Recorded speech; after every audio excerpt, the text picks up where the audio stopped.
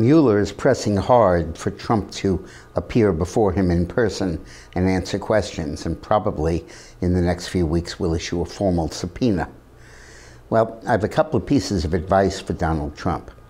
The first is that he should object to any subpoena, but also in particular to appearing in person.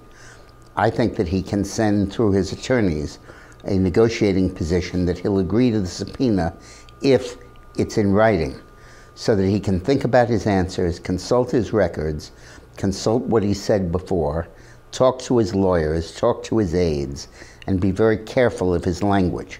Because Mueller is going to go over that with a microscope and is going to try to find the slightest variation and use that to bring a charge of perjury or lying to the FBI. And he'll also go through all of the answers closely to see if he can fabricate a case for obstruction of justice. Obviously, Mueller has no case. There's obviously no crime here. But he's going to do everything he can to invent a crime and to substantiate it by Trump's testimony. And you know Trump, he's loud, he's noisy, he often exaggerates. He sometimes sees things the way he wants to see them.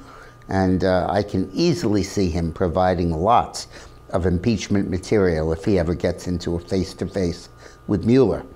Now, there is really no basis for Mueller to say he wants a personal interview, to say he wants 4 or 5 hours of the President of the United States' time when he's facing situations in Korea and global trade and the various other, in the economy and the various other issues that occupy the chief executive. I don't think he has a case. And if Trump says, I'm willing to answer all your questions, but I'm going to do it in writing after I've had time to think about it and to work on it. And I can't take half a day out of my life and devote it to you so you can try to trap me.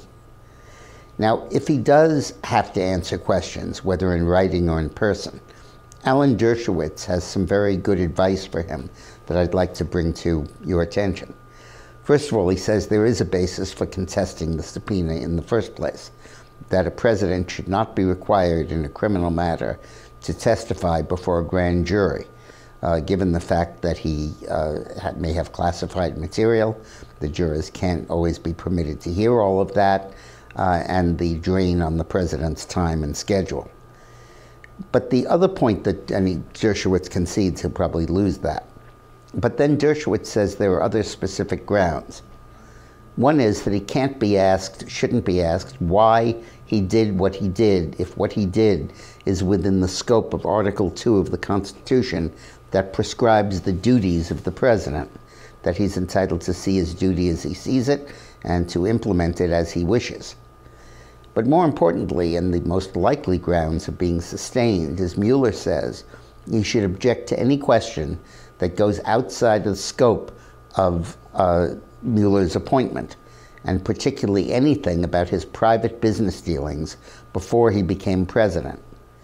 Let's realize that what Mueller is attempting to do is to make this investigation kind of second-guessing the voters and raising stuff that could have been raised in the election, probably was, to dispute Trump's fitness to be president.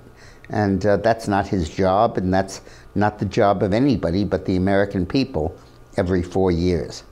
So I hope Trump takes this to heart, because if he goes into an open-ended Q&A verbally with Mueller, God knows what the outcome's going to be. Thanks for watching.